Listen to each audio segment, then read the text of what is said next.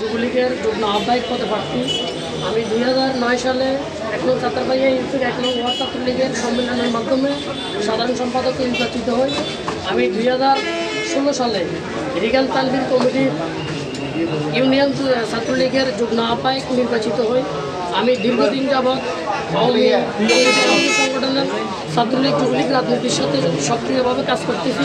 2013-14 জামাত BNP জোট সরকারের আন্দোলন সংগ্রাম আমি প্রতিহত করেছি আমার মূল অবস্থান থেকে এবং দলীয় সকল কর্মকাণ্ডে আমি বাংলাদেশ আওয়ামী যুবলীগের নির্দেশনা মতো কাজ করতেছি এবং আমার ইচ্ছা আমি যদি আমার ইউনিয়ন যুবলীগের দায়িত্ব পাই, আমার ইউনিয়ন যুবলীগকে মাদক মুক্ত, চাঁদাবাদ মুক্ত এবং স্মার্ট যুবলীগ রূপান্তরিত করব। শেখ হাসিনার স্মার্ট বাংলাদেশ গড়ার একজন সহযোগী হিসাবে আমি থাকতে চাই।